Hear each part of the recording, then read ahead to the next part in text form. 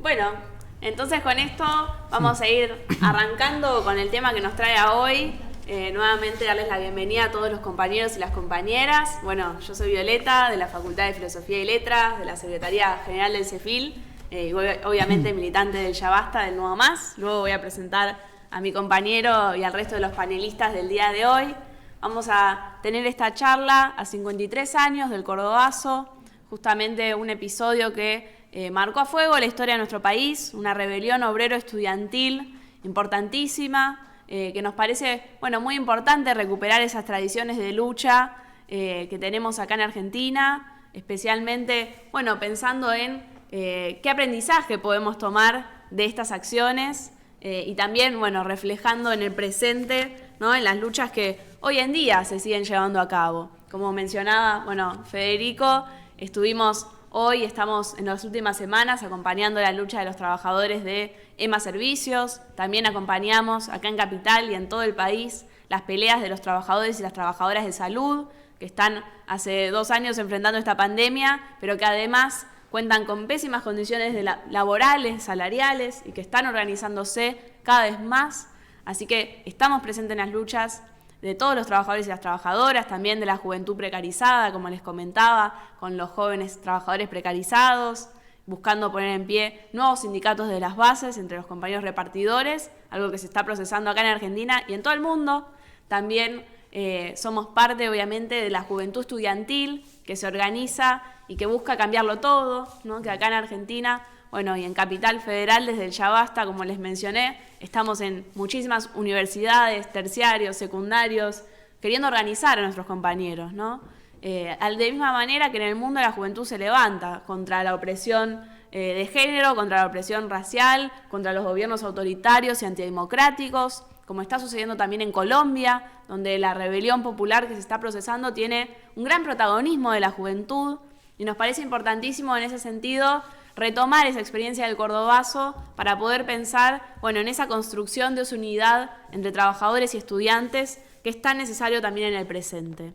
Y además, por supuesto, también hay un evento de actualidad por el cual hacemos esta charla, que es justamente que hoy en la provincia de Córdoba hay 27 compañeros que están siendo procesados y que se quiere llevar a juicio en un ataque muy fuerte a la organización estudiantil por haber participado de la toma de la Universidad de Córdoba en 2018 en un proceso nacional de estudiantazo donde los compañeros y las compañeras de las distintas facultades salimos a pelear por el presupuesto educativo.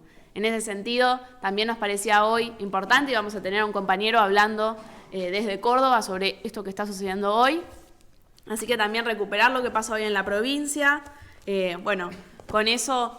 una pequeña fe de ratas, dije 53 años del Cordobazo, son 52. El Cordobazo fue en 1969, lo corrijo para que después quede en registro. Y con eso dicho, voy a pasar a presentar a los compañeros que van a estar exponiendo el día de hoy.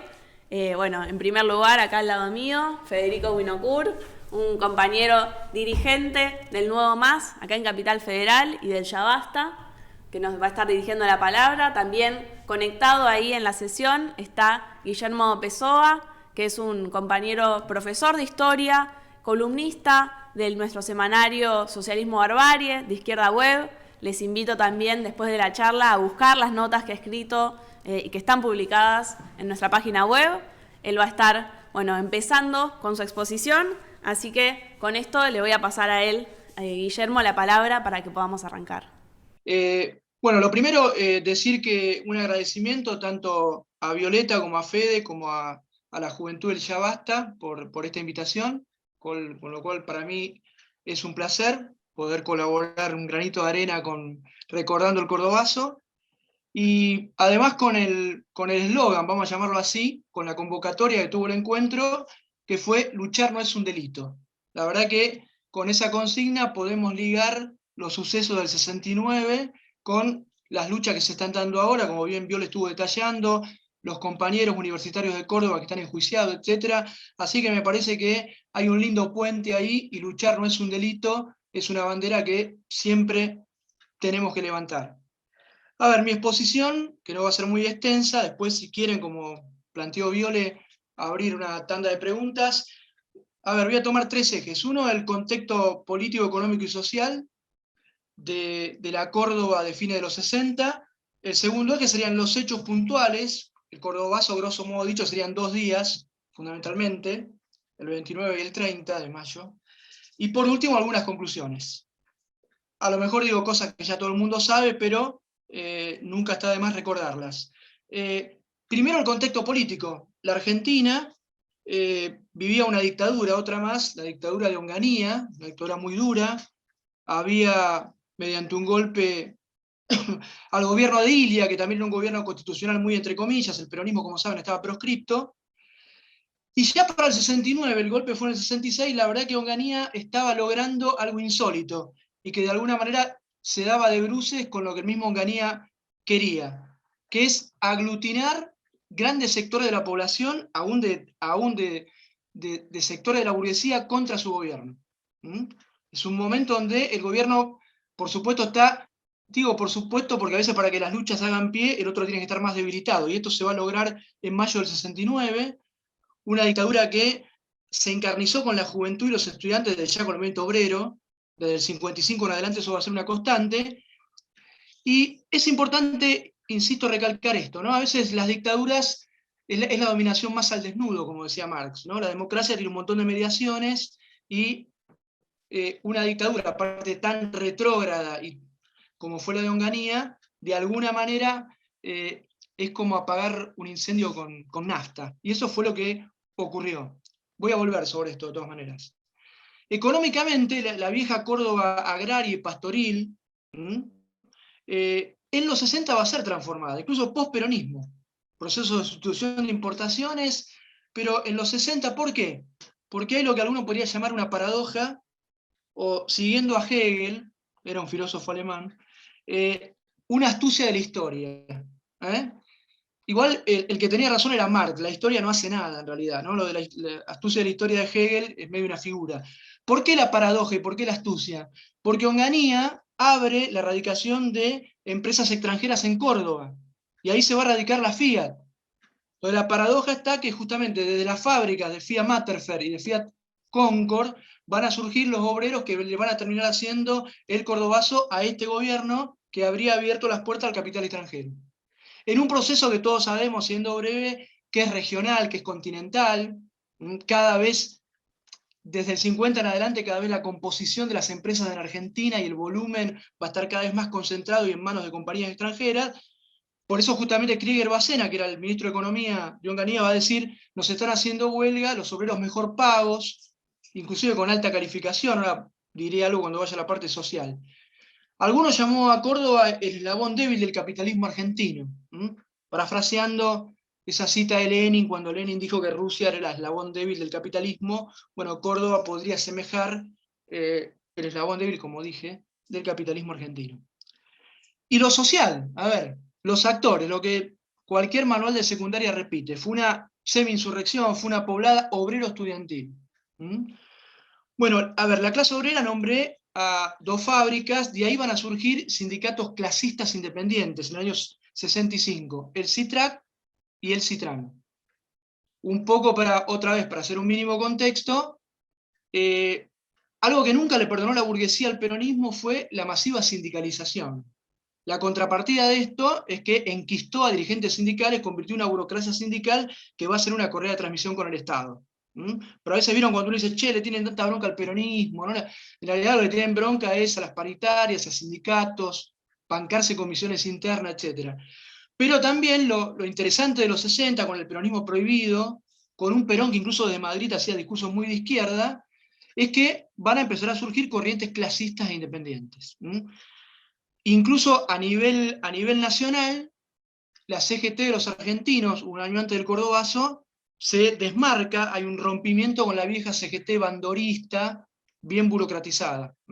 A ver, salvando las distancias, y como siempre digo, toda analogía puede ser peligrosa, es como sería la vieja CGT y ahora surge una CTA. Dije que toda analogía puede ser peligrosa, ¿no? Pero para ubicar por ahí a los compañeros y compañeras que son más jóvenes y CGT los argentinos, húngaro, les suena o no les suena. Y justamente, a ver, dirigentes como Atilio López de la UTA, el Pidio Torres del ESMATA, Agustín Tosco de Luz y Fuerza, son expresión de esa CGT de los argentinos. El estudiantado, muchos van a justamente insertarse en fábrica. El estudiante que estudiaba en la Tecnológica de Córdoba va a terminar trabajando en la fábrica que acabo de mencionar, un fenómeno muy interesante. Por eso Krieger Bacena, este tipo que les comenté que se la pasaba puteando contra la insurrección, es la que va a decir, son lo mejor pago y aparte tipos que tienen estudio, ¿cómo puede ser esto? ¿No? Bueno, un poco se explica ese maridaje, esa alianza, totalmente novedosa en la Argentina, les cuento. Les cuento en la medida de mi tiempo, ¿no? Porque el peronismo de alguna manera había separado a sectores del estudiantado de la clase obrera. Siempre toda apreciación puede correr el riesgo de ser medio unilateral y generalizar. No es que no había ningún estudiante que sea peronista, ni que toda la clase media en bloque lo fue. Pero digo, la alianza en las calles de obreros y estudiantes fue algo disruptivo. Y por eso causó también mucho temor en las clases dominantes. Sería, la verdad, poco fiel al materialismo histórico si no inserto esto, para terminar con el primer eje que era el contexto, en el marco regional y mundial. Estamos en el momento donde había triunfado la Revolución Cubana, eso también va a dar pie a que muchos jóvenes justamente formen filas en las organizaciones armadas. Imposible no nombrarlo de México, una revuelta estudiantil en México importante, el Mayo francés. Hay movilizaciones obreras en Italia, en los estados burocráticos, Alemania del Este, Alemania del Este fue en los 50 en realidad, igual que Hungría, Checoslovaquia, o sea, es un mundo convulsionado. Es como decía el historiador Hobsbawm, parece reeditarse la primavera de los pueblos, que había sido un hecho en mediados del siglo XIX, ahora en la década de los 60. Era el marco de la Guerra Fría, tampoco olvidemos eso, ¿no? La demonización del comunismo, etcétera, etcétera. Seguramente me faltaron 12 millones de cosas para decir, pero el contexto sería ese. A ver, los hechos puntuales, que van al segundo eje, los hechos puntuales que van a desencadenar en el Cordobazo. El 13 de mayo, tampoco vamos a ser tan fidedignos con la fecha, por ahí me equivoco, el gobierno abole lo que era una conquista al movimiento obrero cordobés y nacional, que era el sábado inglés. Sábado inglés significaba que laburabas el sábado, media jornada, y te pagaban jornada completa. Y también va a sacar los comedores estudiantiles de universidades como la de Córdoba, como la del Litoral, etc. Por eso también el cordobazo va acompañado de levantamientos como el Rosariazo, el Mendozazo, que lo precedieron, etc. Entonces, pasemos limpio lo que acabo de decir. Hay un conflicto serio gremial, importantísimo. A vos te están sacando una tajada de tu salario y te están exprimiendo más. Y por otro lado, contrariamente, o sea, en la UBA no había comedores, pero en provincias donde la renta per cápita es menor, que te saquen el comedor estudiantil iba a ser por lo menos un problema, y lo fue. Aparte con un espíritu democrático muy amplio, o sea, asambleas, estamos hablando en época de dictadura. Todo eso estaba prohibido, y sin embargo esa tapia, el movimiento obrero, parte del movimiento obrero, y como dije, los estudiantes la van a saltar. Córdoba va a estar convulsionada. Seguramente habrá habido un periodista que habrá utilizado la frase, ¿no? Los 10 días fueron menos que como vieron a Córdoba, y la expresión la verdad que es correcta. Bueno, el 29 de mayo se declara la huelga por día y medio. Se marcha del barrio Clínico, se agrupaba justamente a todo el activismo, pero aparte va a lograr la alianza de sectores pequeños, comerciantes, etcétera, que van a estar de acuerdo con los reclamos de no a la baja del sábado inglés, bueno, aparte de las demandas típicas, ¿no? Pues ya, que eso va a ser importante, y lo voy a decir como conclusión, cómo en la propia lucha las demandas económicas gremiales se elevan un poco al plano político. Eso va a ocurrir también. Movilización tremenda, acción directa. La policía no va a poder contener, hay 150 manzanas que van a ser tomadas por obreros y estudiantes. Es una dimensión realmente importante. Que justamente cuando digo que es una dictadura, van a ver después, cuando termine la conclusión, una forma de canalizar todo eso va a ser llevar todo esto al plano electoral. Todo esto se va a tratar de desmontar y canalizar con el plano electoral, que va a terminar siendo finalmente la NUCE. Como la policía cordobesa no puede contener, tiene que recurrir el gobierno al Ejército Nacional. O sea, son 2 días de barricadas, de luchas, y a ver, el resultado inmediato podría decir, bueno, el 31 se recupera la ciudad. Hay dirigentes que van presos. Ya podría ser la primera lectura. Pero sería una lectura insuficiente. ¿Por qué? Porque producto de eso, de esos 2 días tremendos, gloriosos, podríamos decir, el gobierno queda más debilitado. Empiezan a caer cabeza, la primera va a ser de Krieger Bacena, el gobierno de Onganía, insisto con el concepto, queda muy debilitado, no va un gobierno que decía necesito 25 años para sanear la sociedad y la economía argentina, no va a pasar más de 1 año y medio después del Cordobazo, que también renuncia, las condenas que sufrieron Tosco y demás dirigentes, condena a 8 o 10 años, al año se declara una amnistía, los tienen que liberar. O sea, nada fue igual después del Cordobazo. ¿Mm? Y de alguna manera va a provocar, como pasa siempre, cierta idea de efecto dominó también. ¿Mm? Algunos historiadores hablan incluso de un periodo inédito en la historia argentina, a partir del 69, hay un montón de categorías, ¿no? Se abre qué tipo de situación, pre-revolucionaria, es medio exagerado decir eso, llevaría un tiempo que por ahí ahora no tenemos, y no quiero hacer una discusión medio erudita en ese sentido, si es revolucionario o no, pero lo que queda claro es que la dictadura tiene los días contados, y una forma de canalizar eso va a ser a través de las elecciones. Conclusiones, puede haber muchas, voy a tomar algunas. Fundamentalmente, ubicándome desde la agrupación política que fue antecesor de la corriente. Como ustedes saben, o a lo mejor compañeros y compañeras más jóvenes no lo saben, el viejo PCT es el antecedente directo de lo que fue el viejo MAS también, y ahora el nuevo MAS. Y bueno, y los compañeros realmente, en algo que tiene que ser prácticamente el ABC de toda corriente revolucionaria, acompañaron las luchas, participaron, y nadaron mucho contra la corriente. Porque ustedes fíjense, o sea, a ver, la conciencia sindical y peronista de la clase obrera era muy fuerte, las organizaciones armadas tenían peso, a pesar de que el cordobazo medio les pasó por al lado, pero digo, había que militar en un contexto en donde, porque si no sería una crítica anacrónica. O sea, en ese momento lo primero que uno tenía si quería cambiar el mundo era o la izquierda del peronismo, o la opción armada, hacía 2 años que habían matado al Che Guevara en Bolivia, y sin embargo, bueno, el partido tiene esa política de acompañar las luchas, de no claudicar ni al oportunismo ni al ultraizquierdismo,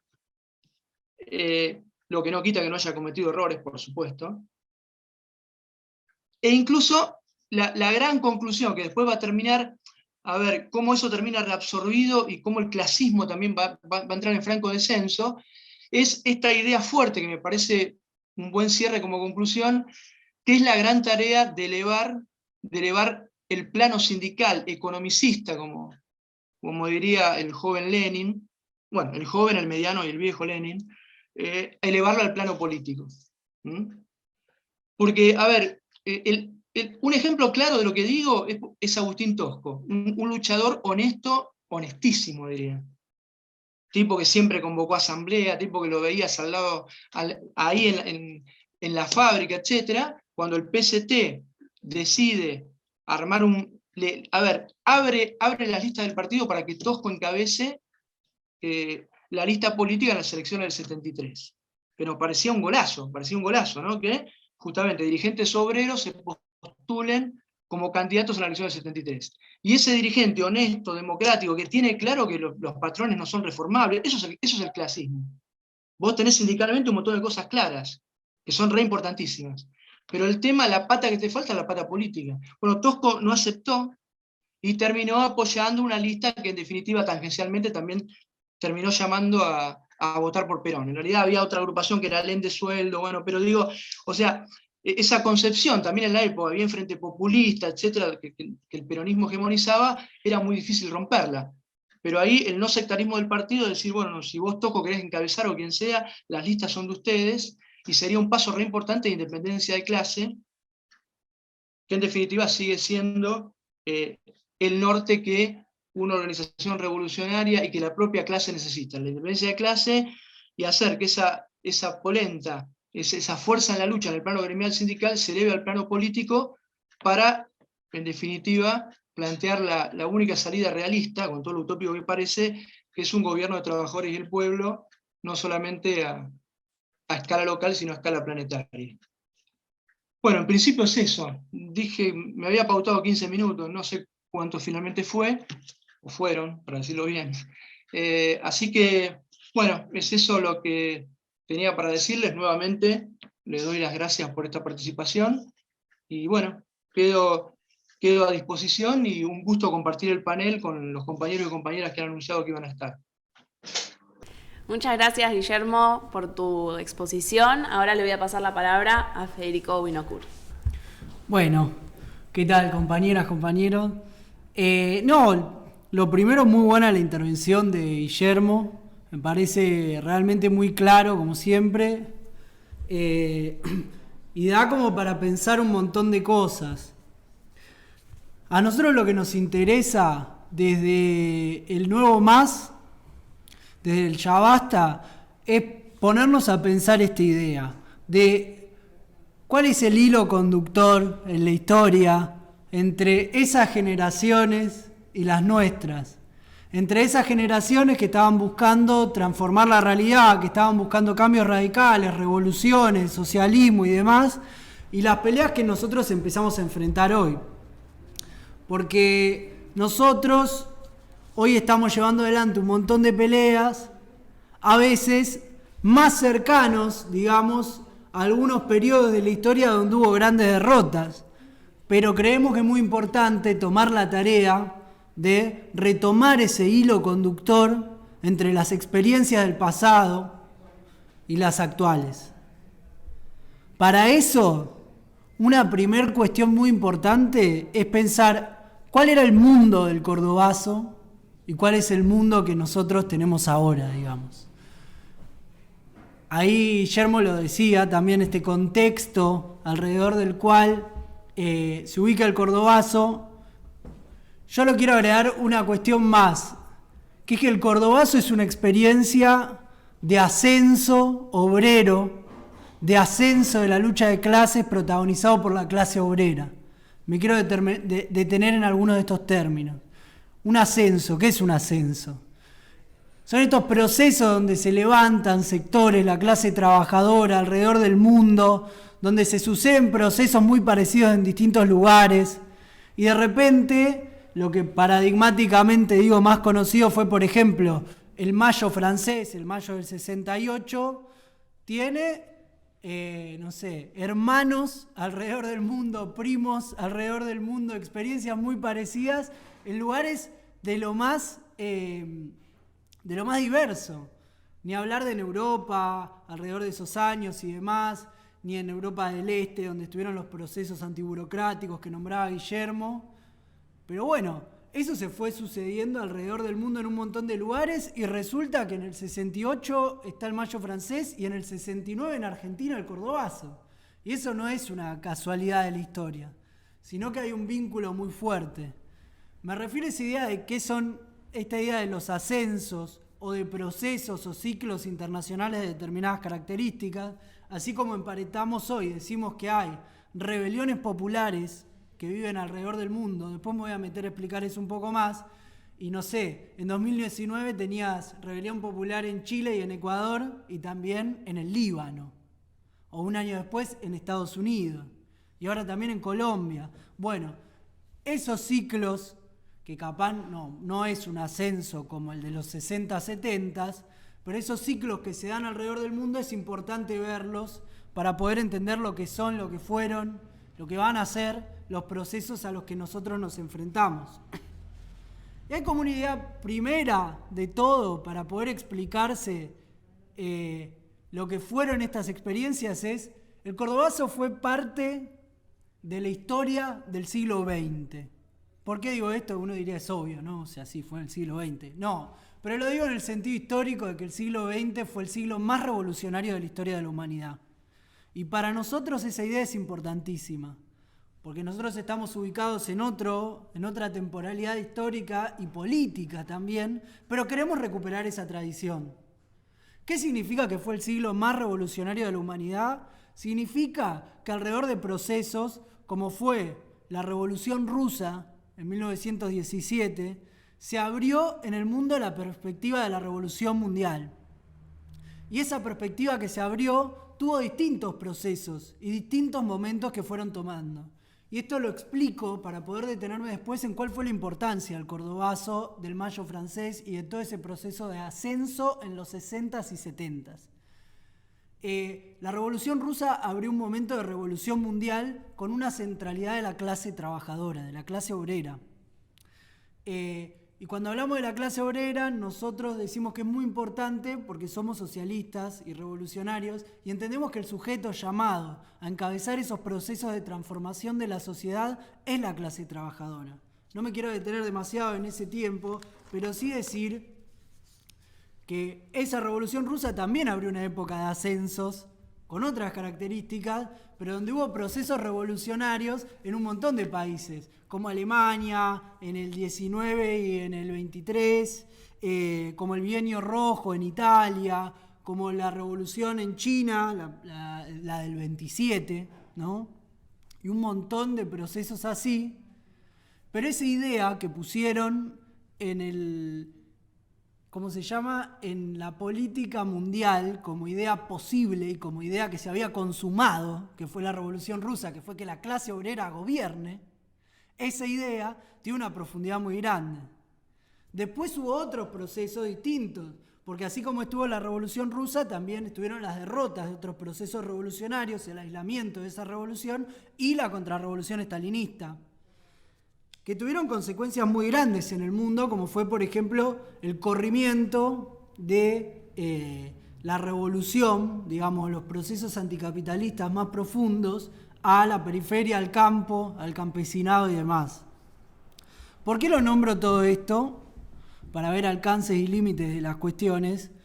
Porque lo que tiene el ascenso de los 60s y 70s es que tuvo un indiscutible protagonismo de la clase obrera y también una alianza muy clara con el movimiento estudiantil que, como decía Guillermo, conmovió, no sé cómo decirlo, sí, fue inesperado también, fue una noticia distinta esa unión entre esos sectores que no se venía viendo tan claramente. Detengámonos un minuto en el Mayo francés, que es como el paradigma de esos ascensos, también por la profundidad que tuvo. Ahí hay que decir una cuestión, que esas revueltas en Europa tuvieron características muy marcadamente y muy claras anticapitalistas. Y eso es una profundidad muy grande. Y eso se expresó también vía la juventud de manera muy interesante, que muchos deben conocer, en todo lo que fue la producción artística, sobre todo callejera, de los grafitis, las consignas del Mayo francés, que ustedes las deben conocer, como por ejemplo la imaginación al poder, que no es como un eslogan nada más, sino es una idea profunda de decir que el mundo distinto que imagina la juventud tiene que llegar al poder y que tiene que cambiar el estado de las cosas. O esa idea que a mí me encanta, que es el antiposibilismo, ¿cómo es exacta? De seamos realistas, pidamos lo imposible, que es como el antirreformismo personificado. Esa idea de decir, bueno, en un mundo tan injusto, tan desigual, con tanta opresión, lo único realista es pedir cambiar todo. Contra esa idea que dicen a veces de pelear solo por lo posible y demás. Eso te marca la profundidad de los procesos que hubo. Y también te lo marcan las consecuencias de los distintos procesos, porque unos años después estuvieron procesos en Portugal y en España que tiraron o hirieron de muerte regímenes dictatoriales durísimos, fachos, y lo tiraron abajo. Y también tenés todos los ejemplos del este europeo que nosotros decíamos, bueno, de distintas partes de lo que era la URSS y todo lo que estaba bajo el dominio de la URSS y del estalinismo, porque en ese momento ya era una burocracia la que estaba al poder y no era ya un proceso de revolución, sino que la clase obrera había sido desalojada del poder y lo que quedaban eran burocracias. Y tuvo la Primavera de Praga, por ejemplo, que también fue en el 68, que fue un proceso profundísimo donde se cuestionó esa idea de que el cambio venía por esa burocracia podrida del estalinismo y se planteó otra cosa. Entonces, lo que terminás viendo es un ciclo en Europa marcado por el anticapitalismo y por el antiestalinismo. y la idea de poner en marcha una transformación socialista del mundo y la idea de atropellar y tirar abajo un montón de regímenes fachos, de regímenes injustos, desiguales, de burocracias y el propio capitalismo. Entonces, esa es la profundidad del ciclo que enmarca el Cordobazo. Esa profundidad enmarca lo que fue acá las revueltas del Cordobazo. Que ahí decía Guillermo, tienen todas esas causas específicas de la Argentina o más regionales, digamos, que son recontra interesantes. Pero recupera esa idea, ¿no? Porque decía Guillermo, bueno, están estos factores de la enorme cantidad de clase obrera que empieza a haber y concentrada en fábricas enormes de 2.500 trabajadores, no sé, no me acuerdo exacto los números, pero son fábricas enormes con un montón de trabajadores. Entonces, desde ese punto de vista, aparece una cosa interesantísima, que es la centralidad de la clase trabajadora otra vez. Porque en todos esos debates estratégicos que nombraba Guillermo, que son esos, debates estratégicos, porque ¿cuál es la estrategia para cambiar el mundo? El peronismo de izquierda, que en realidad se mantiene dentro de los márgenes del sistema capitalista y demás, etcétera, un montón. Los grupos guerrilleros que estaban más ligados, bueno, el castrismo, etcétera, que estaban más ligados al guevarismo, a la idea de la revolución cubana y demás. ¿Esas son las perspectivas para transformar la realidad o es la enorme centralidad de la clase obrera? Porque la clase obrera demostró que podía pelear en la calle directamente, cara a cara con la policía y arrebatarle el control de la ciudad de Córdoba durante 2 días y mantener eso. Que tuvo como límite, creo que Guillermo también lo decía, no me acuerdo si lo dijo acá o está en una de las notas en Izquierda Web de Guillermo, que de paso le hacemos propaganda y está muy buena, la idea de que tampoco logró extenderse el Cordobazo en tanto proceso obrero en ese momento, porque después sí tuvo repercusiones nacionales muy grandes, en ese momento no se desplazó esa insurrección a todo el resto del país o a otras capitales en ese momento, pero demostró esa idea. Entonces estamos hablando en esos momentos de procesos de enorme radicalización, estamos hablando de procesos que demuestran esas ideas, o sea, son muy profundos a la hora de pelear. Son procesos insurreccionales, casi insurreccionales, el Cordobazo, que se parecen más, tienen más cara de revolución, digamos. Y eso es interesante dentro de las cosas que nosotros queremos rescatar. Y ahí apareció otra idea muy interesante, que es ¿qué es el clasismo? ¿Y por qué es tan importante? Ahí Guillermo marcaba un límite, que es así. El clasismo es como la pata más sindical, entre comillas, y la pata política queda un poquito más por afuera. Pero también lo podríamos dar vuelta y pensar que desde el lugar en el que venía la clase trabajadora, el clasismo aparece como una idea así, digamos, ¿qué es el clasismo? Bueno, no sé, por ejemplo, es la conciencia de que entre el patrón y el trabajador no hay ningún interés en común. Entonces es una clarificación de la conciencia de clase, digamos. De que el trabajador tiene sus propios intereses y que no tienen que ver ni con los de la nación en abstracto, por ejemplo, una nación que gobierna la burguesía, en realidad, etc. Y como una idea primaria que te permite pensar que si no tenés ningún tipo de interés en común con el patrón y el gobierno, el Estado, en el fondo, está dirigido por esos patrones o responde a los intereses de esos patrones, entonces aparece como una pregunta muy profunda. ¿Qué hacemos con el Estado? ¿Qué hacemos con el gobierno? ¿Qué hacemos con el sistema? Bueno, después eso puede ir más o menos allá, porque como decía Guillermo, no es que la historia se hace sola, sino que es una lucha política durísima entre todas esas tendencias que expresan las distintas estrategias. Entonces, aparece esa idea de que la posibilidad, la necesidad de construir algo distinto. Y en ese marco el Cordobazo, a su manera, sin tener la profundidad, por ejemplo, de los procesos que nombraba del principio del siglo XX, como la Revolución Rusa, o distintos procesos de ese tipo, la Revolución Alemana además, tuvo algunos elementos de poder desde abajo, como grandes plenarios de trabajadores en una ciudad ocupada. Bueno, ¿quién gobierna? Aparece esa pregunta, capaz no explícitamente, o capaz es un sector el que la pone explícitamente esa palabra, pero aparece como objetivamente la posibilidad de plantear esa pregunta. ¿Quién tiene el poder? Esa idea es muy, muy profunda y es parte de lo que fue la radicalización de ese momento. Y también hay una radicalización en los debates, por lo que decía antes, porque no son debates de poca profundidad, son debates de una calidad muy alta, muy profundos. ¿Cuál es la estrategia para cambiar el mundo de verdad? O sea, le da como, diciéndolo así más crudamente, si la discusión es quién va a tomar el poder, si unos son los que tienen, los que marchan con el fusil, que no era nuestra estrategia, ni la no sé, el ERP, etcétera, y otros son los que plantean la huelga general para construir el poder de la clase obrera, entonces nosotros, o sea, decimos que ahí en ese momento la profundidad del debate estratégico se hace mucho mayor.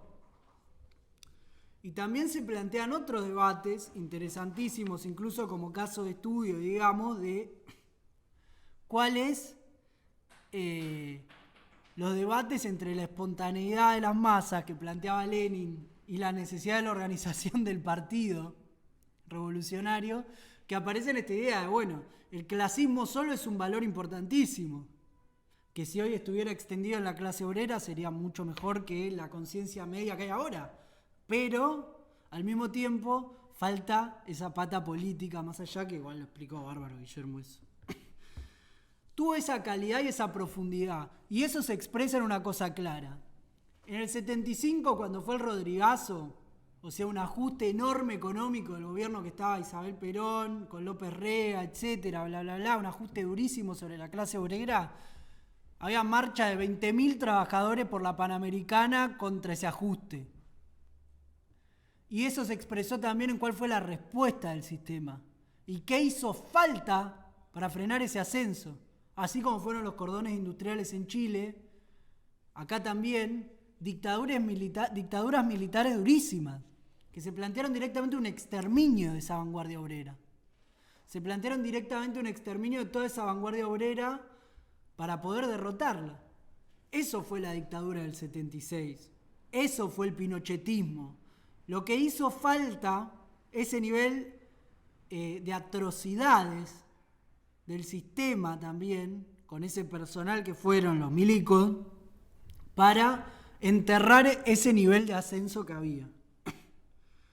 Entonces, bueno, eso como para ejemplificar la profundidad y por qué nosotros rescatamos el cordobazo, esto y lo otro. Y avanzo, para ir un poco más al presente. Porque nosotros hablamos de retomar ese hilo histórico. ¿Por qué hablamos de retomarlo? Porque en un momento ese hilo histórico se cortó, porque hubo derrotas. Y también hubo una infame década del 90, donde los teóricos del ultracapitalismo postularon que se había acabado la historia. Y lo postularon desde un ángulo, digamos, ¿cómo sería? Como pervirtiendo la tesis de Marx de que la lucha de clases es el motor de la historia. Bueno, ellos dijeron, no hay lucha de clases, bueno, no hay historia. Pero eso era una estupidez. Eso era una estupidez interesada, que no fue real. Porque muy poco tiempo después, empezaron de vuelta los chispazos de rebelión. Y eso fue lo que nosotros estamos viviendo en el mundo. ¿Nosotros cómo le decimos a eso? Un recomienzo de la experiencia histórica. Salir de estas derrotas que hubo, donde hubo hitos como el Cordobazo importantísimo, y que llegaron a ser las rebeliones populares de principio de milenio en Latinoamérica, que en general fueron reabsorbidas de la mano de gobiernos más populistas, reformistas, que traicionaron esos movimientos, pero que después siguieron extendiéndose en la primavera árabe, tirando regímenes totalitarios que estaban hace décadas, que se expresaron en una Europa donde no había movimientos desde abajo casi hace mucho tiempo, movimientos de indignados que empezaron a patear la pelota para volver a criticar el sistema y el régimen político, en Estados Unidos con el movimiento de Occupy, y todo eso que se fue generalizando más, en el que tuvo un rol obviamente el movimiento de mujeres a nivel internacional, planteando una radicalización de pelear en las calles, y hoy en día lo vemos en los últimos años en esta idea de la rebelión popular que está viva en el mundo y que la pandemia no la frenó. Entonces hubo rebelión popular en Chile volteando todas las instituciones que se habían armado sobre los hombros de la derrota de esa clase obrera que había estado en ascenso en los 60s y 70s. Toda esa derrota que había puesto arriba el pinochetismo la voltearon en la calle, jóvenes, trabajadores y demás. Bueno, o sea, hay un recomienzo enorme de la experiencia en ese sentido.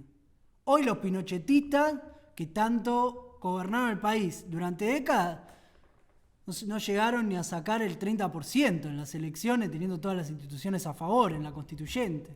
O sea, hay una derrota enorme de ese proyecto político en Chile.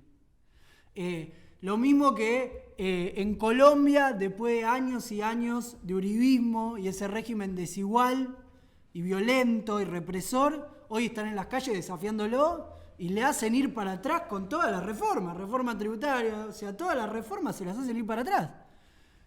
Y ni hablar del enorme proceso en el corazón del capitalismo mundial, que es Estados Unidos, donde el movimiento Black Lives Matter se puso de pie, cuestionó el ala derechista que se levanta ahí también en este mundo polarizado en el que vivimos, que está la rebelión popular y también hay expresiones por derecha, y también le significó todo ese proceso y ese día por abajo le significó la derrota al mismo Trump. Entonces, todas esas ideas que se empiezan a poner en pie hoy, que son muy importantes, y por eso nosotros decimos, estamos ante un recomienzo de la historia, que tiene sus limitaciones. Porque si miramos los procesos de 60s y 70s, las rebeliones populares de hoy no son claramente anticapitalistas. No tienen esa idea. No está la clase obrera al frente hoy en tanto clase obrera, o sea, con sus organismos como estaba, no sé, Luz y Fuerza en Córdoba, o sea, los propios gremios al frente de eso, ni tampoco está el movimiento estudiantil, en tanto movimiento estudiantil en sus universidades al frente de esas protestas, aunque cuidado que en Colombia hay cada vez más toma de facultades y en Chile hubo un montón, pero no está a ese nivel. De todas formas, como es un recomienzo y no hay ninguna derrota por ahora, lo que aparece es un movimiento o una idea así mundial de rebelión popular que tiene limitaciones, pero hoy no tiene techo. Hoy no tiene techo eso. ¿Y hasta dónde puede madurar? No está claro. Puede ir por todo, porque estamos en un mundo que, lejos de dar respuesta a las condiciones que llevan a la calle a todos estos sectores, como la desigualdad rampante que empieza a haber cada vez más y más, sumándole la tragedia de la pandemia a nivel mundial, la escasez de las vacunas, etc. Todas esas condiciones llevan a que el capitalismo hoy no tiene una manera de reabsorber eso, que no sea una derrota, que todavía no se ve por ningún lado esa derrota.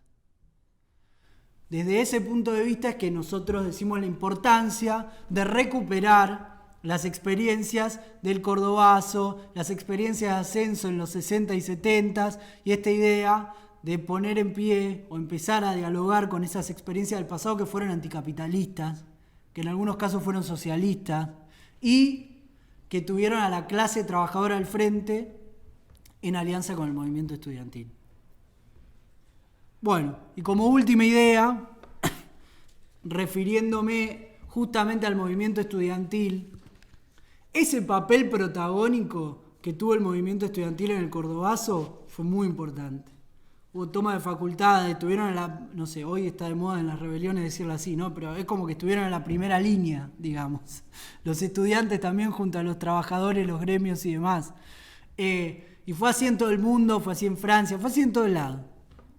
Esa idea también no es una idea casual de que hoy, en el sistema capitalista actual que atraviesa esta pandemia de coronavirus, en todo el mundo, la juventud universitaria esté completamente relegada y aparezca como un sector que no importa. No importa si está bien, si está mal, si hay educación, no hay educación, si no hay nada.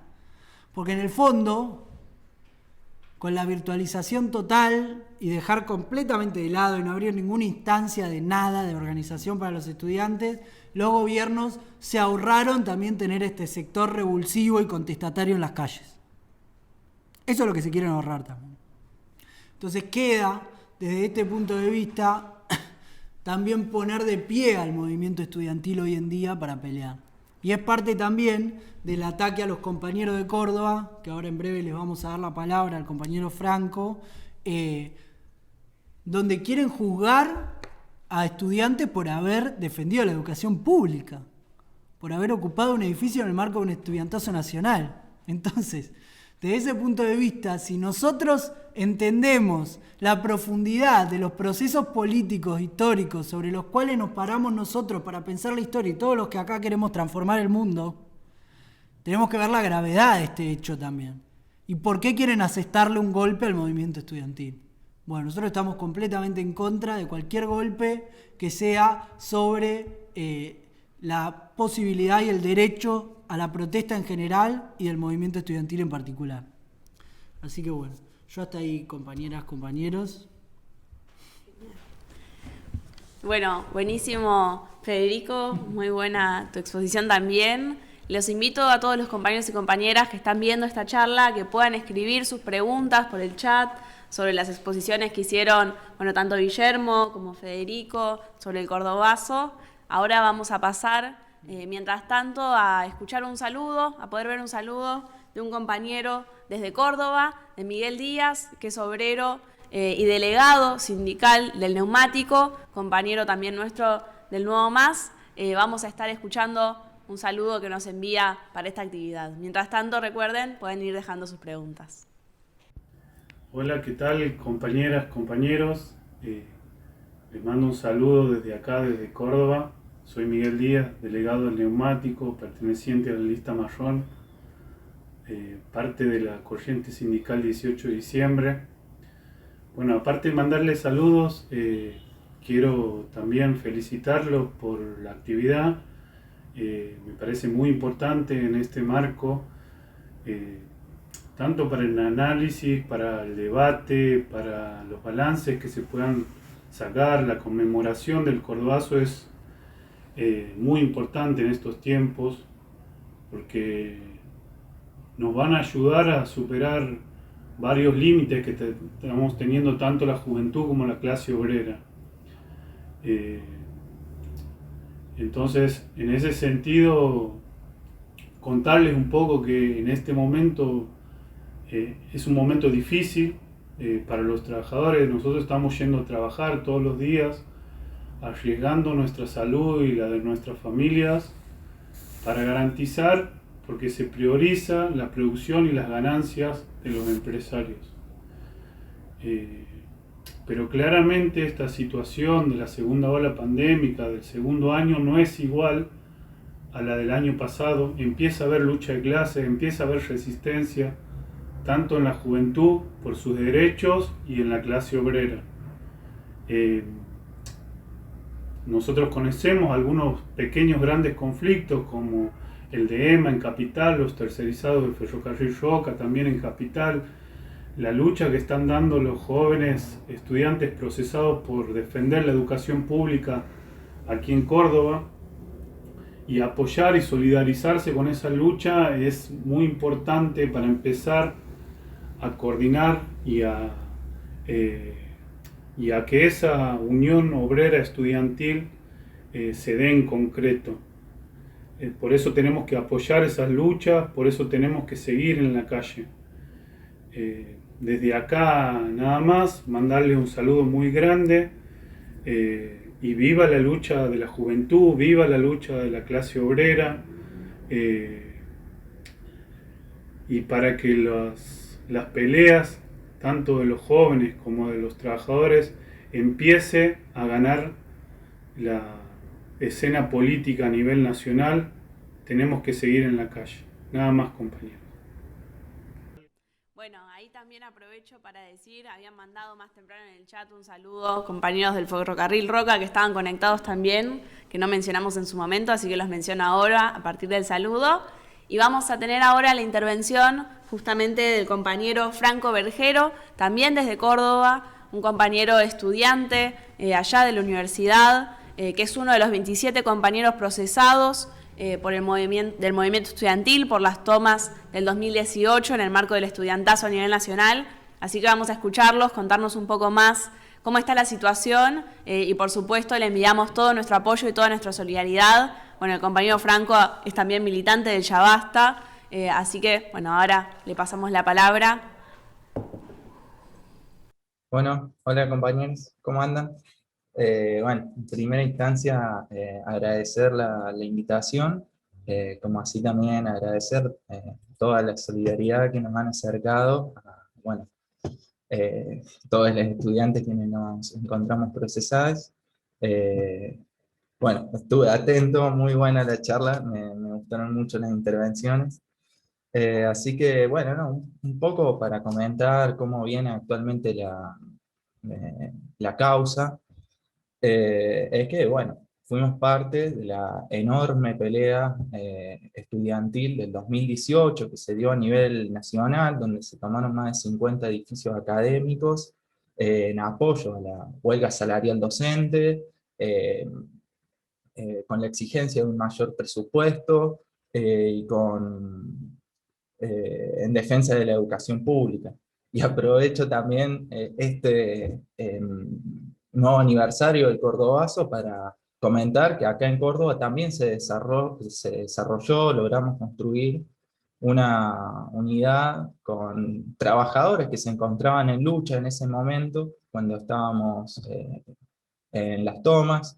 Me refiero al caso de EPEC, que se encontraban luchando contra una avanzada privatista de determinados sectores, donde participaron en nuestras asambleas, participaron en nuestras marchas, nosotros también participamos en diferentes acciones que llamaban, como así también los trabajadores del Molino Minetti, que dieron una enorme y heroica lucha durante el 2018, durante el 2019, también participaron de nuestras asambleas, de nuestras marchas. Nosotros participamos también en sus medidas de fuerza, incluso llegamos a pintar las banderas de los trabajadores que estaban en lucha en ese momento. Así que bueno, logramos construir una unidad obrero estudiantil. Y bueno, y una vez que decidimos abandonar la medida de fuerza, a través de una asamblea, de la Asamblea Interfacultad, que fue la que nucleó el conflicto acá en Córdoba, decidimos pasar una mesa de trabajo con las autoridades rectorales, y bueno, y para eso, bueno, elegimos delegados que vayan, participen en esas mesas. Y bueno, y esa mesa de trabajo funcionó para que las autoridades rectorales juntaran nuestros datos y se los entregaron a la justicia. O sea, el rectorado de la Universidad Nacional de Córdoba, Yuri, que es el rector, que fue ministro de Educación de la Rúa, Yancy, vicerrector, que es un tipo acá en Córdoba conocido, pues muy ligado al Opus Dei, un tipo muy nefasto. Entonces, bueno, ellos fueron quienes les entregaron todos nuestros datos a la justicia para que comience nuestra judicialización.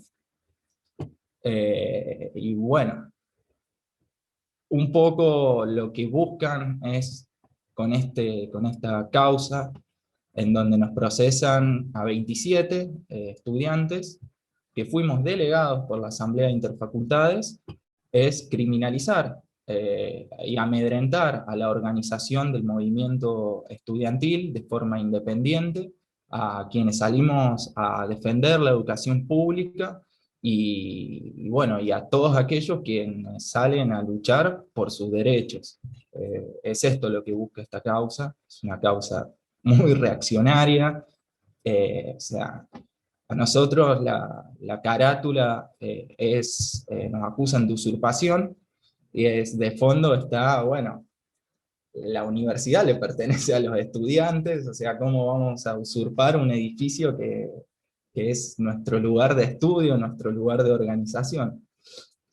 Y bueno, y actualmente la causa estamos en la espera de un juicio que se da en todo un contexto que bien comentó Fede, de ataque a la educación, de crisis en la educación pública, y con este mismo objetivo, el del disciplinamiento al movimiento estudiantil que se organiza para salir a defender la educación pública y a solidarizarse también con diferentes luchas. Y bueno, para hacer frente a a este juicio, a toda esta avanzada, es que, bueno, desde acá, desde Córdoba, seguimos manteniendo la Asamblea de Interfacultades, y a partir de ahí hemos estado organizando diferentes acciones, hemos estado organizando, bueno, juntadas de firmas, diferentes medidas, las cuales agradecemos también toda la solidaridad que nos han brindado desde diferentes lados. Y bueno, pero también teniendo en cuenta que para hacerle frente a este juicio es que necesitamos la organización del movimiento estudiantil, dar una respuesta contundente en la calle, y que el movimiento estudiantil tome esta bandera, la absolución de los 27 estudiantes de Córdoba, pero también que tome la bandera de la defensa de la educación pública, que salga a pelear por sus reivindicaciones y sus derechos. Nosotros hace poquito tuvimos una gran marcha que se replicó a nivel nacional. De vuelta agradecer todo el apoyo y pidiendo que estuvieron marchando allá en Capital, en donde, bueno, acá en Córdoba fuimos miles en las calles, con una gran participación estudiantil, y que, bueno, nos deja muy bien parados para enfrentar un juicio que tenemos dentro de poco, y en cuya primera respuesta ahora sabemos de que este juicio quema, este juicio no, bueno, es esto, que quema, y bueno, y ahora no hay juez que quiera agarrarlo y conformar tribunal para juzgarnos, así que bueno, agradecer por la invitación, agradecer toda la solidaridad, y bueno, y a continuar con la organización del movimiento estudiantil y en dar respuesta y dar pelea en las calles. Así que muchas gracias. Bueno, no, gracias a vos, Franco, por la pelea que están dando, también porque es importantísimo y es una tarea de todo el movimiento estudiantil a nivel nacional, repudiar y apoyar a los compañeros de Córdoba y repudiar el juicio y pedir la absolución de los 27 estudiantes procesados de Córdoba. Es importantísimo. Y es importantísimo lo que decía Franco, de que fue a raíz de la movilización también que lograron ponerlo en la palestra como para que ningún juez quiera agarrar la causa. Eso es importantísimo. Y así como es muy importante las acciones que están haciendo los compañeros allá en Córdoba peleando en las calles, también es muy importante que se repliquen los apoyos a nivel nacional, en todo el país, y de todas las instituciones, todos los partidos, todos los estudiantes, todos los docentes, poder repudiar este juicio aberrante con la idea de que es un delito defender la educación pública. El delito es lo que hacen, que es venderla. Estas figuras, estos personajes como Yuri, como Yancy, son directamente privatizadores de la educación, vendidos, que para lo único que están ahí es para garantizar las malas condiciones de la universidad. Y todo lo que hay de bueno es una conquista del movimiento estudiantil y de los docentes peleando a lo largo de los años. Eso es así en todas las universidades públicas del país. Así que es importantísimo que todas y todos los que defendemos el derecho a la protesta, todos y todas los que digan defender la educación, se pronuncien por la absolución de las y los 27 estudiantes. Así que bueno, compañeros, bueno, te paso la palabra, Vivi. Bueno, excelente. Bueno, obviamente agradecer ahí a Franco y mandarle nuestra solidaridad. Es muy importante acompañar a los compañeros. Acá estuvimos movilizando ya frente a la Casa de la Provincia de Córdoba. Seguiremos organizándonos. Así que bueno, gracias Franco por contarnos más sobre lo que está pasando. Y bueno, esperamos ahí también a ver si tienen alguna otra pregunta que quieran hacer. Acá, bueno, estuvieron buenísimas las exposiciones de Guillermo, de Fede. Así que cualquier duda que haya quedado, pueden ir comentando ahí por el chat. Y mientras tanto, bueno, ahí creo que llegó una pregunta. Voy a ver cómo leerla. Se puede hacerle la pregunta a Guillermo y después esperamos que lleguen el resto, porque dice para Guillermo. Bueno. Lo estoy viendo ahí. Bueno, la leo. Léela. ¿La sí. leo? Preguntan, ¿se puede desarrollar más sobre las distintas acciones que se llevaron adelante durante el Cordobazo? Esa es la primera pregunta ahí para Guillermo y escriban por el chat el resto de las dudas que tengan. Mirá, tampoco tengo ahora, con lujo de detalles, la acción pormenorizada, si compañero o la compañera que ha preguntado. Pero justamente cuando intervino Fede, que reforzó algo que yo había dicho y que está en el centro de las acciones de estos días del Cordobazo, que son justamente una movilización permanente y un estado asambleario también permanente. Que justamente la propia dinámica de los hechos van llevando a que la radicalización sea prácticamente una necesidad objetiva. Porque si vos estás en una asamblea y viene la policía a sacarte, el efecto que logra es el inverso. O sea, vos al día siguiente o a las horas redoblás esa movilización, y lo que empezó siendo un estado asambleario de puertas para adentro, termina siendo una acción directa al cuadrado, si me vale la expresión. O sea, son columnas movilizándose por la calle. Generalmente a veces el canal Encuentro se sirve esto, hay todavía imágenes de la época. O sea, la acción de barricada, la barricada también tiene una gran tradición, igual que el piquete obrero en la Argentina. Y bueno, y obviamente después el enfrentamiento con la policía. Enfrentamiento con la policía que, contrariamente de lograr el efecto de disciplinar aún más, o, una huida, una desbancada temerosa, reaviva el fuego. O sea, no quiero decir que sea una ley, porque decir que sea una ley es medio exagerado, pero hay medio como una constante que cuando justamente, para utilizar otro término que dijo Fede, cuando el ascenso es muy fuerte y cuando se acumula un montón de bronca por abajo, a veces esa acción intimidatoria, en vez de lograr intimidarte, te vuelca todavía más a la calle. Fíjense que para cerrar el Cordobazo fue desbordada la Fuerza de Seguridad de Córdoba. Seguramente me falta el conocimiento de un montón de hechos puntuales. Me acuerdo, hubo un obrero muerto, por suerte la cantidad de muertos fueron poquitas, pero también tiene que ver con la bronca, porque obreros y estudiantes sabían bien por qué peleaban. Incluso hay un trabajo de Brennan, que es un historiador, hubo policías hasta que recularon para ir a reprimir. Pues es otra cosa interesante en la protesta, ¿no? De que, o sea, es tan sentida y vos sabés bien lo que querés, que ponés también en crisis a cierta fuerza de seguridad, que quede claro, no digo a todas, pero pones en crisis y haces que ese intento de intimidarte fracase. Había una cosa muy risueña, por ejemplo, de un turista que se asomó a la ventana de un hotel en que estaba y la policía va y lo mata. O sea, eso forma humor negro del Cordobazo. Entonces, pasando un poco al limpio. Fueron días de acción directa plena, manifestada a través, insisto, de antecedentes como ocupación de fábricas, ocupación de facultades, estado asambleario permanente, acompañamiento de los dirigentes con la base, muy, muy importante. Tal es así que el dirigente que no acompañaba era estigmatizado, otra cosa bien de la época. O marchamos solo o marchamos con la cabeza de los dirigentes. O sea, eso se da en una situación, una coyuntura muy, muy, muy de alza. Así que bueno, en principio eso. Seguramente me faltan aspectos muy puntuales que en este momento por ahí se me van de la cabeza, pero que quede esta imagen me parece que es bastante fiel. Hay que escapar de toda exageración y catastrofismo, pero me parece que el Cordobazo, como semi-insurrección, como una rebelión obrera y popular, tiene bien ganado el mote. Me parece que la historia así lo ha comprobado. Bueno, eso por ahora, espero haber contestado al compañero. Si hay una pregunta, la intentaremos responder.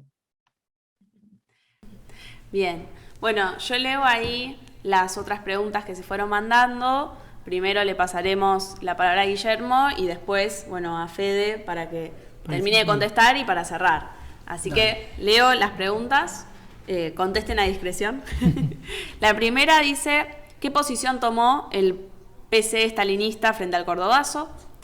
Hay otra que dice, ¿cuál fue el rol de los centros de estudiantes y las federaciones en el Cordobazo? ¿Y qué conclusiones podemos sacar de eso ahora que justamente estamos intentando poner en pie el movimiento estudiantil? Y la última pregunta, se mencionan muchos hechos históricos de lucha valiente y unida. ¿Cuál es el factor fundante que genera esa unión que tanto cuesta concretar hoy en determinados espacios que están siendo oprimidos a diario? A ver, por ahí si vale, por ahí tomo las dos primeras que son más epocales y dejo la última que tiene que ver más con el lazo con la actualidad para Fede.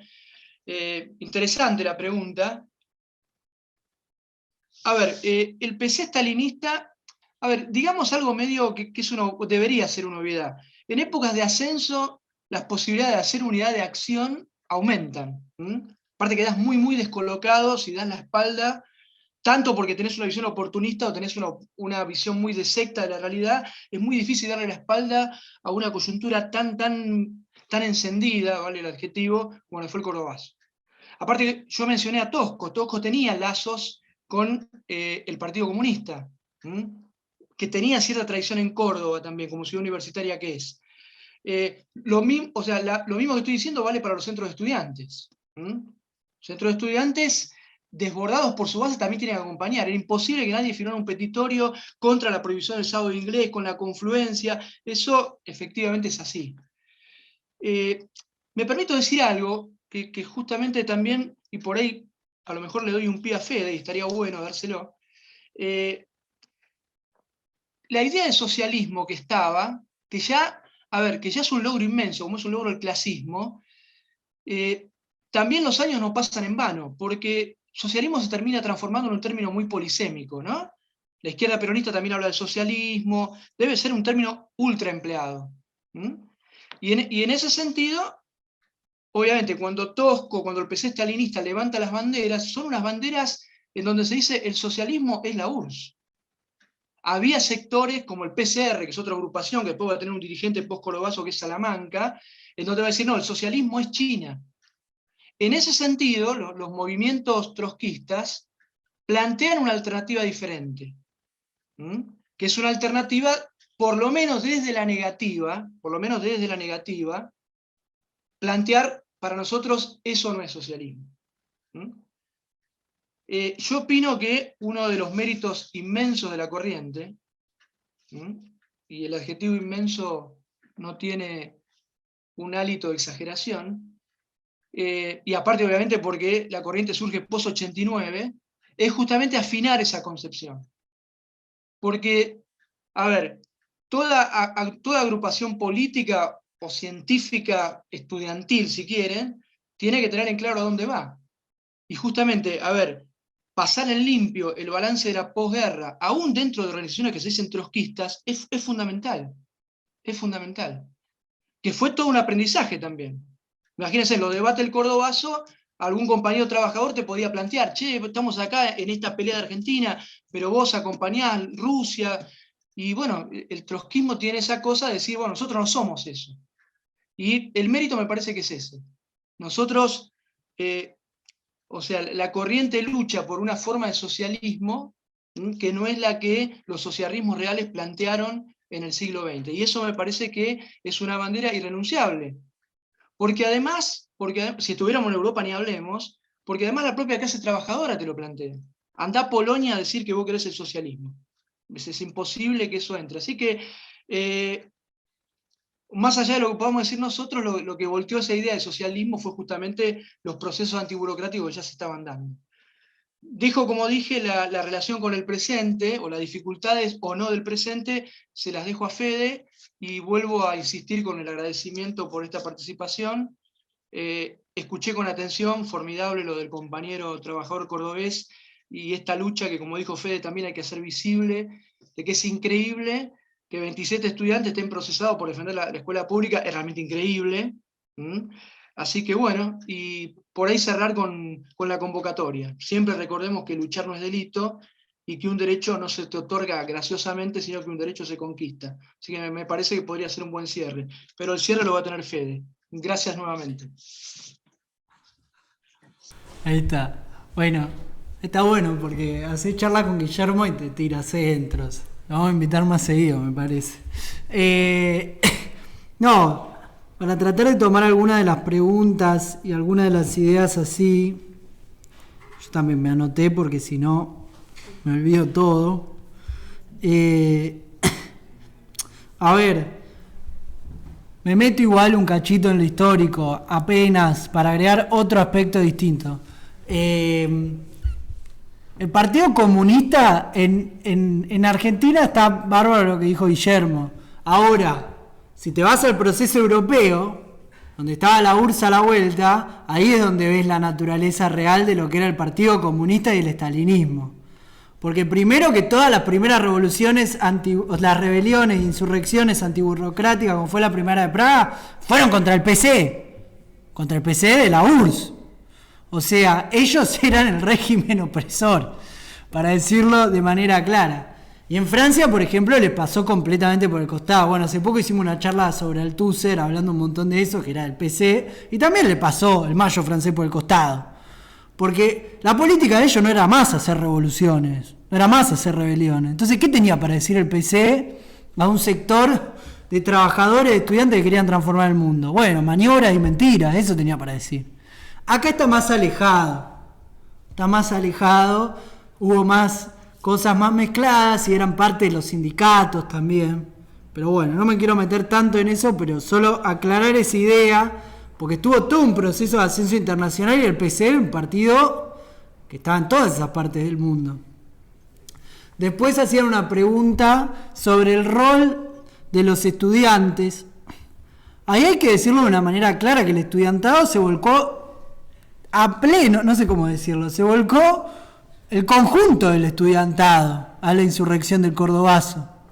Estuvieron pegados, en las facultades estuvieron cerradas y tomadas, o sea, el ascenso funcionó también dentro del movimiento estudiantil y fue a la par una cosa de la otra. Y no es tan loco si lo traemos un poco al presente esa idea. Porque hay una cosa que es clara, cuando se pelea contra un gobierno, o sea, es muy fácil correr de lado todas las pavadas que dicen a veces los gobiernos, las burocracias y todos los sectores que quieren dividir, y lo tomo por esa pregunta que decían de la dificultad de la unidad muchas veces. Cuando vos estás peleando de verdad y te abandona la burocracia, como le pasa a muchos compañeros de trabajadores, como le pasa a los compañeros de EMA o los del ferrocarril, que los sindicatos a los tercerizados los desechan. No lo quieren ni afiliar al sindicato.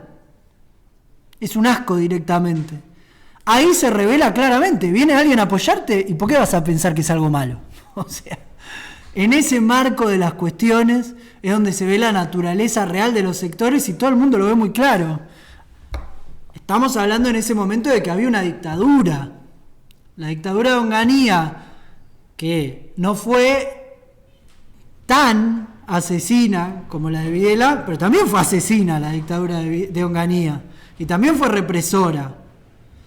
Y en el marco de eso la unidad obrero estudiantil se hizo muy clara.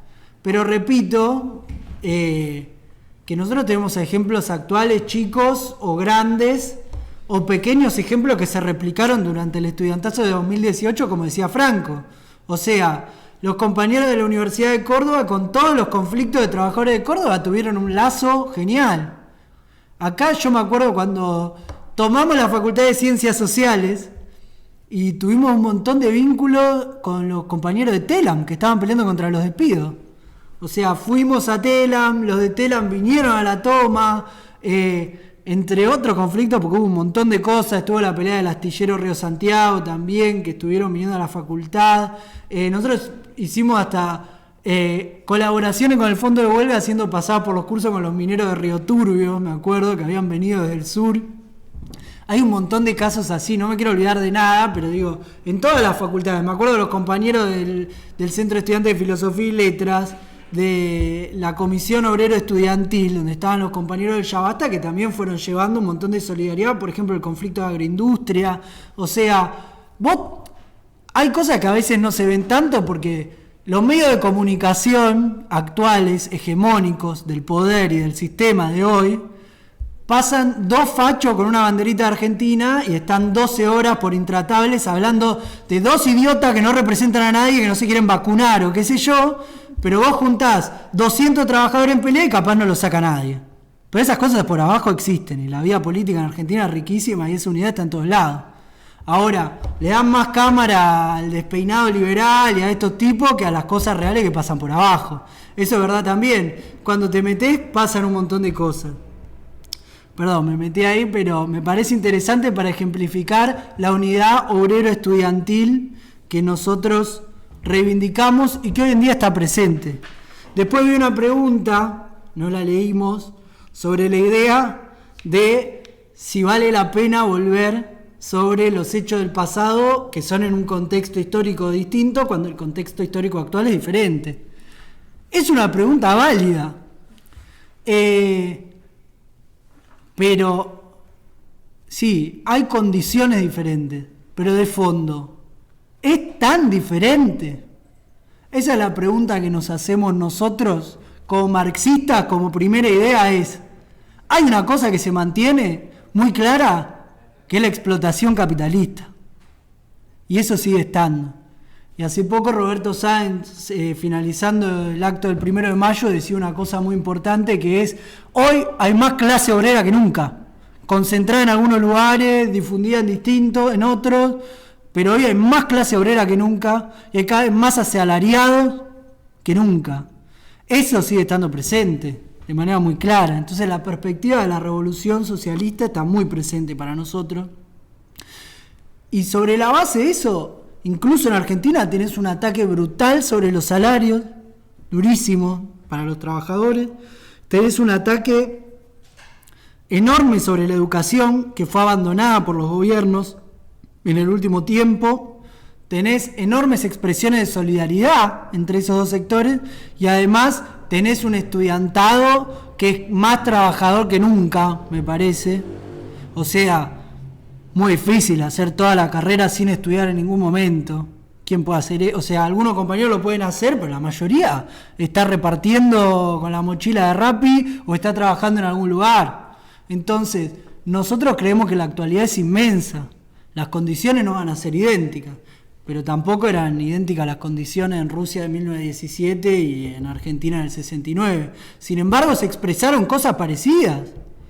En el movimiento obrero, con las huelgas, o sea, no hubo una revolución, obviamente, pero se expresan problemas, movimientos, y la clase trabajadora es la clase trabajadora ahora y probablemente en 50 años también, y se expresa con sus métodos, con su lucha, con sus peleas, y el estudiantado y la juventud es revoltoso y es revolucionario y apoya las peleas. Entonces nosotros opinamos que hay una actualidad inmensa en las experiencias del pasado. Y creemos, no interesadamente obviamente, pero que es parte de un dispositivo del sistema mismo y de las ideas de, así como quieren desunir las distintas peleas que hay de los de abajo contra los de arriba, también quieren desunir las experiencias del pasado con las del presente, para tratar de sacarnos de la cabeza la idea de revolución. Bueno, en un mundo que es tan desigual y cada vez más desigual y donde cada vez más, si sos trabajador, decís nunca voy a poder progresar en mi vida con este salario, no voy a poder ni irme de vacaciones, y sos joven y decís nunca voy a poder ni comprarme una casa y no voy a poder tener ningún futuro, esa idea que se planta así en esa desigualdad enorme del sistema capitalista que hay hoy, esas condiciones te dan la idea de que la revolución socialista la idea de la revolución socialista y el proyecto para ponerla en pie es más actual que nunca. Esa es la posición que nosotros tenemos hoy y es la lección que nos llevamos del Cordobazo. Y eso se expresa en seguir dando cada una de las peleas que hay y organizándonos para poder construir esto, que es muy importante, que es parte de lo que decíamos del Cordobazo. El clasismo es importantísimo. La conciencia del estudiantado de pelear y de defender la educación, porque nadie más lo hace. Los rectores te meten preso, vos la tenés que defender, con los docentes, obviamente, en unidad con el claustro docente y no docente. Esa conciencia hay que defenderla y es importantísima, pero además hace falta pensar en proyectos políticos capaces de, cuando se desatan esas peleas espontáneas, digamos, entre comillas, de la clase obrera y los estudiantes, que puedan estar los proyectos políticos para plantear la idea de que el poder pase a manos de la clase trabajadora. Así que bueno, así también es como nosotros invitamos a compañeras y compañeros a sumarse al Nuevo Más, a sumarse al Ya Basta, sumarse a la corriente sindical 18 de diciembre, a Tinta Roja, a todas las agrupaciones que nosotros tenemos para construir una perspectiva de lucha y también revolucionaria, socialista. Genial.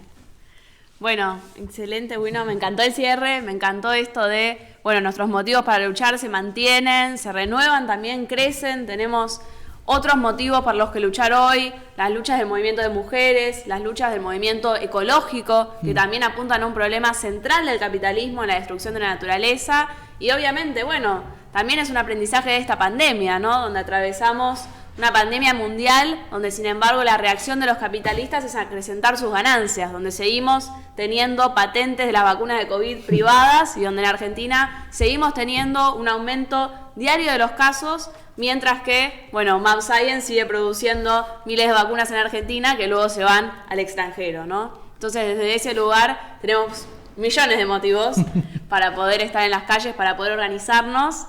Así que bueno, les agradezco muchísimo por habernos acercado a esta experiencia tan importante del Cordobazo, a Guillermo, a Federico. Les agradecemos a todos los compañeros y compañeras que se sumaron a ser parte de esta actividad, de esta charla. Coméntenos en comentarios qué les pareció. Los esperamos en próximas actividades y como siempre los invitamos a organizarse junto con el Ya Basta, con la corriente sindical 18 de diciembre, con nuestros compañeros de JTP. Los invitamos a organizarse con el Nuevo Más, por transformarlo todo, por una alternativa socialista, por una alternativa de los trabajadores y también por esa juventud que no se conforma y que busca cambiarlo todo. Así que bueno, gracias a Franco también, que estuvo presente acá de Córdoba, y a Miguel Díaz, que nos mandó ese saludo hermoso, el trabajador del neumático. Y bueno, ahora sí nos despedimos de las y los compañeros. Así que bueno, chao compañeros. Muchas gracias a todos, buen fin de semana, buen viernes. Nos estamos viendo, pueden escribirnos a las redes para organizarse con nosotros.